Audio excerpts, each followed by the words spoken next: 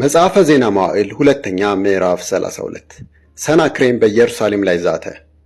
ሕዝቅያስ እንዲህ ባለ ታማኝነት ነገሮችን ሁሉ ካከናወነ በኋላ የአሦር ንጉሥ ሰናክሬም መጥቶ ይሁዳን ወረረ። ድል አድርጎ የራሱ ሊያደርጋቸው በማሰብም የተመሸጉትን ከተሞች ከበበ። ሕዝቅያስም ሰናክሬም መምጣቱንና ኢየሩሳሌምንም ለመውጋት ማሰቡን ባወቀ ጊዜ ከከተማይቱ ውጭ ያሉት የውሃ ምንጮች እንዲዘጉ ከሹማምንቱና ከጦር አለቆቹ ጋር ተማከረ። እነርሱም ረዱት። ብዙ ሰዎችም ተሰብስበው የአሦር ነገሥታት መጥተው ስለምን ብዙ ውሃ ያገኛሉ በማለት ምንጮቹን ሁሉና በምድር ውስጥ ለውስጥ ይተላለፍ የነበረውን ውሃ ዘጉ። ከዚህ በኋላም ንጉሡ ጠንክሮ በመስራት ከቅጥሩ የፈራረሱትን ሁሉ ጠገነ። በላዩም ማማ ሰራበት። በውጭ በኩልም ሌላ ቅጥር በመገንባት የዳዊትን ከተማ ድጋፍ እርከን አጠናከረ። እንደዚሁም ብዙ የጦር መሳሪያዎችና ጋሻዎችን ሰራ። የጦር መኮንኖችንም በሕዝቡ ላይ ሾሞ በከተማይቱ በር አደባባይ ላይ በፊቱ ከሰበሰበ በኋላ እንዲህ ሲል አበረታታቸው። በርቱ፣ ጠንክሩ። ከኛ ጋር ያለው ከእርሱ ጋር ካለው ስለሚበልጥ የአሦርን ንጉሥና አብሮት ያለውን ብዙ ሰራዊት አትፍሩ፣ አትደንግጡም። ከእነርሱ ጋር ያለው የሥጋ ክንድ ሲሆን ከኛ ጋር ያለው ግን የሚረዳንና ጠላታችንን የሚዋጋልን አምላካችን እግዚአብሔር ነው። ሕዝቡም የይሁዳ ንጉሥ ሕዝቅያስ በተናገረው ቃል ተበረታታ። ከዚህ በኋላ ሰናክሬም ከሰራዊቱ ሁሉ ጋር ለኪሶን ከቦ ሳለ የሚከተለውን መልእክት በጦር መኮንኖቹ አማካይነት ለሕዝቅያስና ከእርሱ ጋር በኢየሩሳሌም ለነበሩት ለይሁዳ ሕዝብ ላከ። የአሦር ንጉሥ ሰናክሬም የሚለው ይህ ነው። በተከበበችው በኢየሩሳሌም እስከዚህ የቆያችሁት በማን ተማምናችሁ ነው? ሕዝቅያስ አምላካችን እግዚአብሔር ከአሦር ንጉሥ እጅ ያድነናል ማለቱስ በራብና በጥማት እንድትሞቱ ሊያስታችሁ አይደለምን? ለይሁዳና ለኢየሩሳሌም በአንድ መሠዊያ ፊት ስገዱ፣ በላዩም መሥዋዕት አቃጥሉ በማለት የራሱን አምላክ የኮረብታ መስገጃ ስፍራዎችንና መሠዊያዎችን ያስወገደስ ሕዝቅያስ አይደለምን? እኔና አባቶቼ በሌሎች አገሮች ሕዝቦች ሁሉ ላይ ያደረግነውን አታውቁምን? ታዲያ የእነዚያ መንግሥታት አማልክት ምድራቸውን ከእጄ ለማዳን ችለዋልን? አባቶቼ ካጠፏቸው ከእነዚህ የመንግሥታት አማልክት ሁሉ ሕዝቡን ከእጄ ሊያድን የቻለ ከእነዚህ አምላክ የትኛው ነው?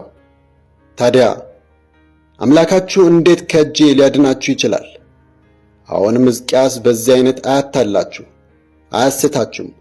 የትኛውም አገር ሕዝብ ወይም መንግሥት አምላክ ሕዝቡን ከእጄ ወይም ከአባቶቼ እጅ መታደግ የቻለ ስለሌለ አትመኑት። የእናንተ አምላክማ ከእጄ ያድናችሁ ዘንድ ምንኛ ያንስ። የሰናክሬም ሹማምንትም በእግዚአብሔር አምላክና በባሪያው በሕዝቅያስ ላይ ከዚህ የከፋ ብዙ ነገር ተናገሩ። ንጉሡም እንደዚሁ የእስራኤልን አምላክ እግዚአብሔርን በመሳደብ የሌሎቹ አገሮች ሕዝቦች አማልክት ከእጄ እንዳልታደጉ ሁሉ የሕዝቅያስም አምላክ ሕዝቡን ከእጄ ሊታደግ አይችልም ሲል በእርሱ ላይ ደብዳቤ ጻፈ።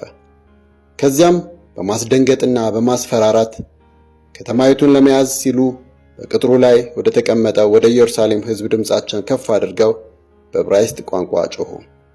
የሰው እጅ በሠራቸው በሌሎች የምድር አሕዛብ አማልክት ላይ እንደተናገሩት ሁሉ በኢየሩሳሌም አምላክ ላይም ተናገሩ። ንጉሥ ሕዝቅያስና የአሞጽ ልጅ ነቢዩ ኢሳይያስም ስለዚህ ጉዳይ በጸሎት ወደ ሰማይ ጮኹ።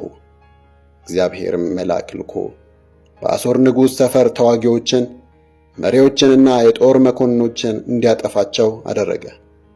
ስለዚህ ንጉሡ በውርደት ወደ ገዛ አገሩ ተመለሰ። ወደ አምላኩ ቤተ ጣዖት እንደገባም የገዛ ወንዶች ልጆቹ በሰይፍ ገደሉት። እግዚአብሔርም ሕዝቅያስንና የኢየሩሳሌምን ሕዝብ ከአሦር ንጉሥ ከሰናክሬምና ከሌሎችም እጅ ሁሉ አዳናቸው። በዙሪያቸው ካሉትም ሁሉ ጠበቃቸው። ብዙዎችም ለእግዚአብሔር መባ ይዘው ወደ ኢየሩሳሌም መጡ። ለይሁዳ ንጉሥ ለሕዝቅያስም ውድ የሆኑ ገጸ በረከቶች አመጡለት። ከዚያን ጊዜ ጀምሮም በአሕዛብ ሁሉ ፊት ከፍ ከፍ አለ።